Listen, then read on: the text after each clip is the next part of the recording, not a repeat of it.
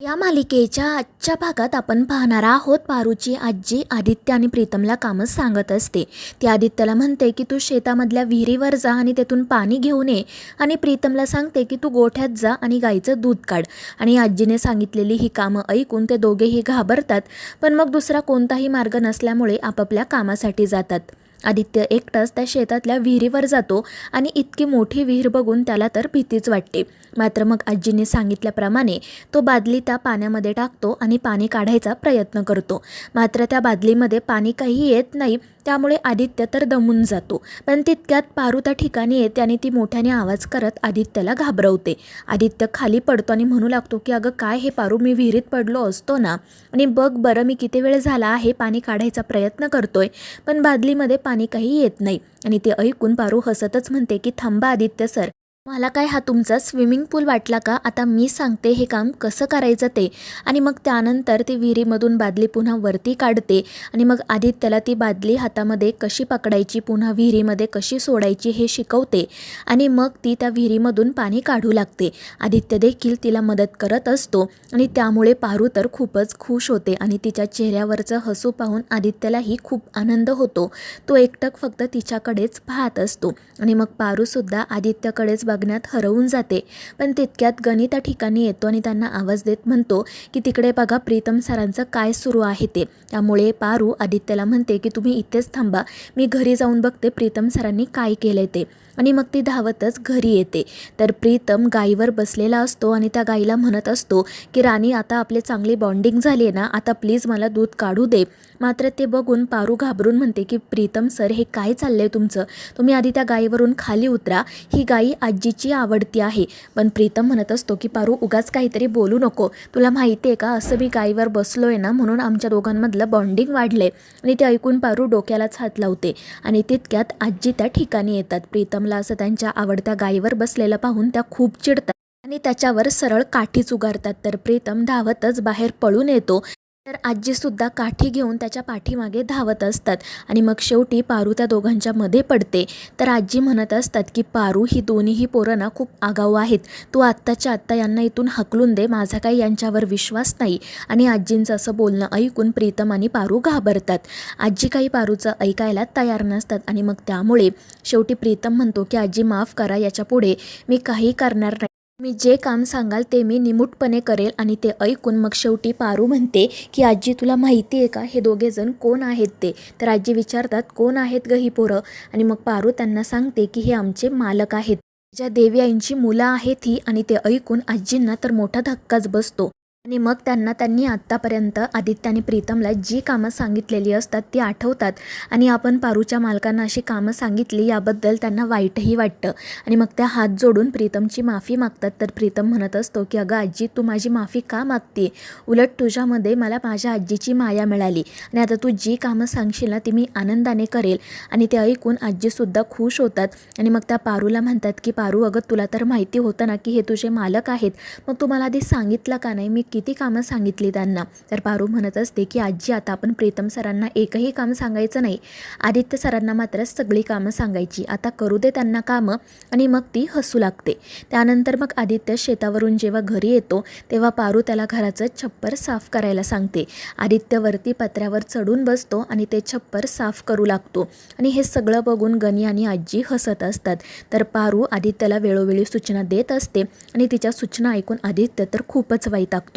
तर काम सुरू असतानाच आदित्यला श्रीकांतचा फोन येतो. श्रीकांत त्याला विचारत असतो की अरे आदित्य, कुठे आहेस तू? तर आदित्य म्हणतो की बाबा कुठे असणार, छपरावर. आणि ते ऐकून श्रीकांत म्हणतो की कुठे? तर आदित्य म्हणतो की काही नाही बाबा, बोला, तुम्ही का फोन केला होता? आणि मग श्रीकांत त्याला सांगतो की तुला माहिती आहे ना, आपल्या कंपनीचं एक महत्त्वाचं डील आहे आणि ते डील तुझ्याशिवाय पूर्ण होऊ शकणार नाही, त्यामुळे आता तू ताबडतोब इकडे निघून ये. आणि ते ऐकून आदित्य म्हणतो की सॉरी बाबा, हे खरंच मी विसरून गेलो होतो, पण काळजी करू नका, मी उद्याच परत येतो आणि त्या कोंबडीला सुद्धा परत घेऊन येतो. आणि ते ऐकून श्रीकांत विचारतो की अरे कोण कोंबडी? आणि ते ऐकून आदित्य हसतच म्हणतो की बाबा ती नाही का आपल्या घरातली कोंबडी, सतत आवाज करत इकडे तिकडे फिरत असते आणि आता रुसून इथे येऊन बसली आहे. त्या कोंबडीला सुद्धा घेऊन येतो आणि ते ऐकून श्रीकांत हसतच म्हणतो की ठीक आहे, तिला सुद्धा घेऊन ये, तिच्याशिवाय आपल्या घराला शोभा नाही. तर हे सगळं ऐकून पारू तर अजूनच चिडते आणि मग त्यानंतर आदित्य त्याचं काम करून छपरावरून खाली उतरत असतो. मात्र मग तो मुद्दाम वरून खाली पडल्याचं नाटक करतो आणि त्यामुळे पारू धावतच त्याच्या जवळ जाते. ती आदित्यला विचारत असते की आदित्य सर, तुम्हाला जास्त काही लागलं तर नाही ना?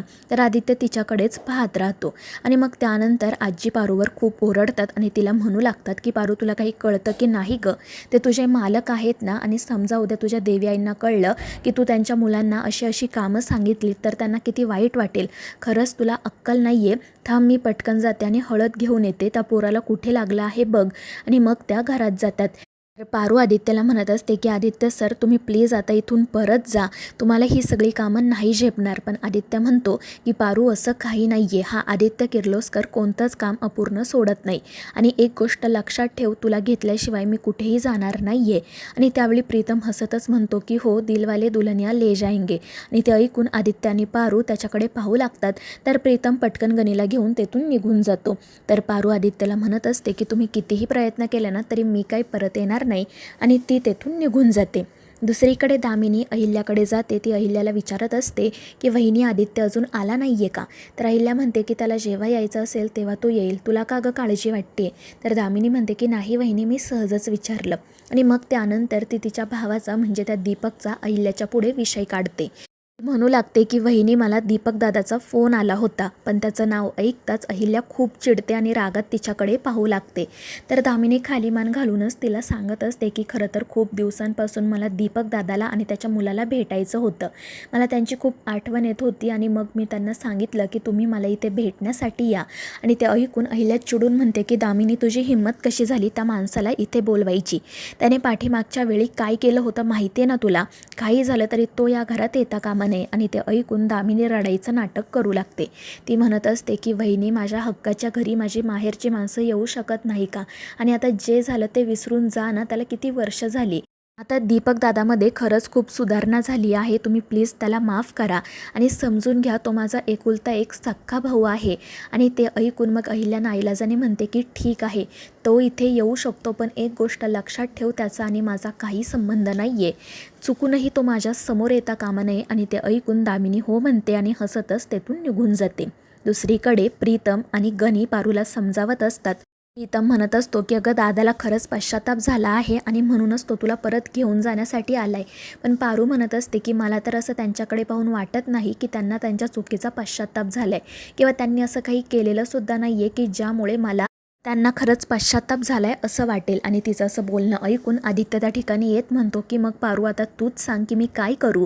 तू जे सांगशील ना ते मी करेल. आणि ते ऐकून पारू म्हणते हो का, मग ठीक आहे. आणि मग ती आदित्यला सांगते की इथे पलीकडेच एक घर आहे, तिथे एक काका राहतात आणि त्यांच्याकडे ना हस्तिदंताचे कंगवे मिळतात. तुम्ही त्यांच्याकडे जा आणि माझ्यासाठी एक कंगवा घेऊन या.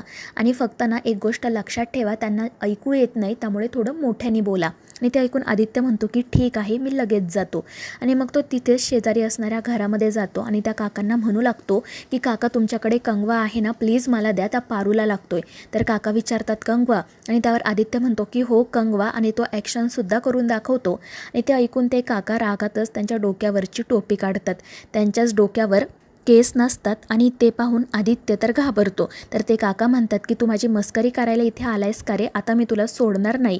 आणि ते काठी घेऊनच त्याच्या पाठीमागे लागतात. तर पारूमध्ये त्यांना म्हणते की सॉरी काका, यांना माफ करा, गावात नवीन आले आहेत ना, त्यांना काही माहिती नाही. आणि मग ते हसतच तेथून निघून जाते. आणि मग त्यानंतर पारू उन्हामध्ये मिरच्या वाळवत बसते. तर आदित्य त्या ठिकाणी येतो.